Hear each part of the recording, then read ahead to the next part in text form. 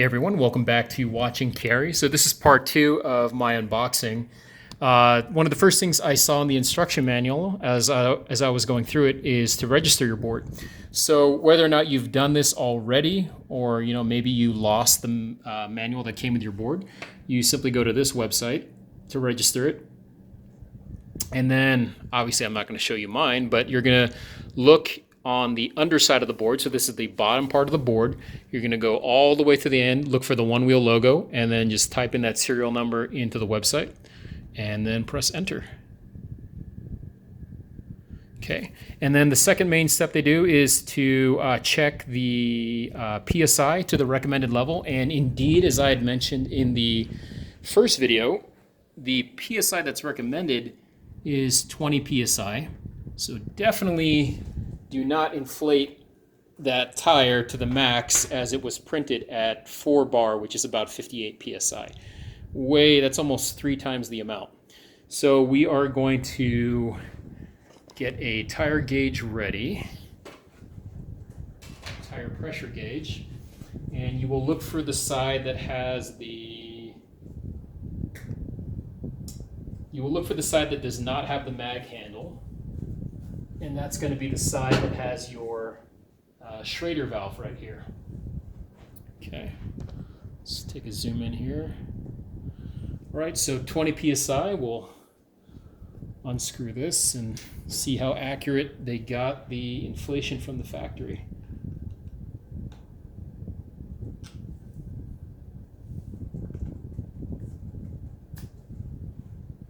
Okay.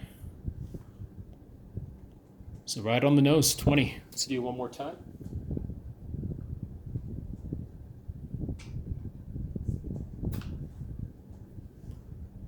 Perfect, right on the dot, 20. So from the factory, this is already inflated to the recommended PSI, which is great. Okay, now in terms of charging, so again, we already went over the dimensions of the charging brick. Right, so we will undo that.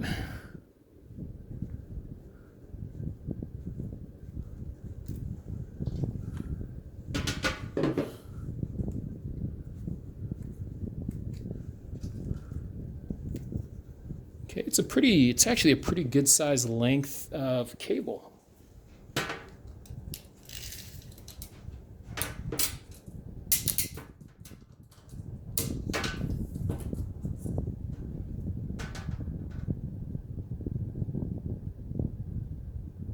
So actually this main charging cable here, this is about 4 feet long.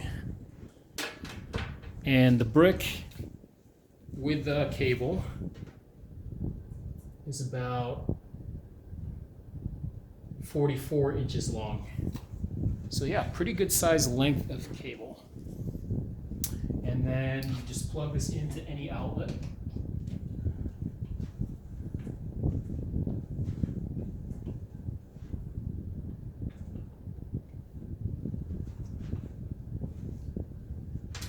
Okay, and initially when you plug that into the wall, it will have a green light that comes on. And we'll take the opposite side of this and plug this into the pint.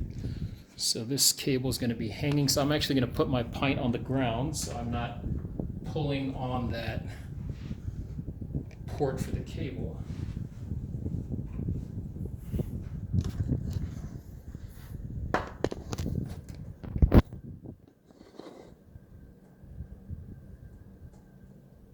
Okay, and again, we're on the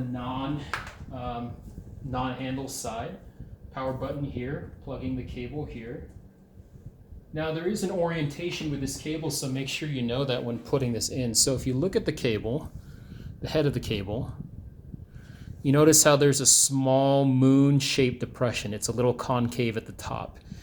On the pint, assuming that the pint is in the right orientation of lettering facing you, that indentation on the head of the plug should be at the 12 o'clock position when you plug it in. So just put it in like that. So just be aware, and then of course once you plug that in, the charging brick will turn to red. That's going to maintain that color until the pint is fully charged, which will then turn this light into green. Now, it's not in the instruction manual, but I forgot the guy's name on YouTube. He's really into hobby RC cars, and so he's dealt a lot with batteries and charging. And I actually found an article on the type of battery that they used here, which is a lithium phosphate, not lithium ion, but it's a lithium phosphate battery. And with these types of batteries, what they usually recommend to do is after it goes green and it has a full charge, they recommend leaving the unit plugged in for another 1 to 2 hours. And I think the whole idea of that is to just balance the cells out to prolong the performance and the longevity of your battery. Now, I'm not a battery expert. I could be wrong on that, so I'm just basing this off of a few articles that I read.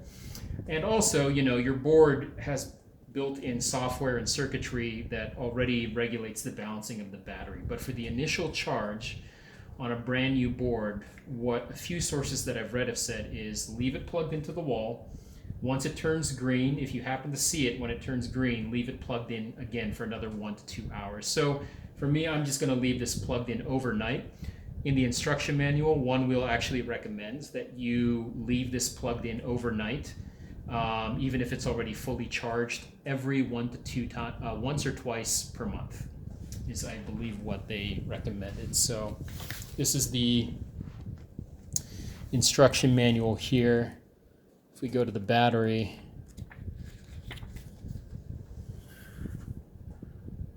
let's see if I can get that zoomed in. Whoops. Almost dropped my phone there. Okay, there we go. So periodically leave the charger attached to your pint overnight to allow the battery pack to thoroughly balance. Okay, so they don't really mention how often to do that, but it just says periodically. Okay. So anyways, that's it for now. Just wanted to cover the registration, the tire inflation, and the charging. So we will leave this charged overnight and come back to it. And in the meantime, I'm going to go ahead and put on some accessories and film that for you guys and show you how to add some protection to your board. All right, thanks so much.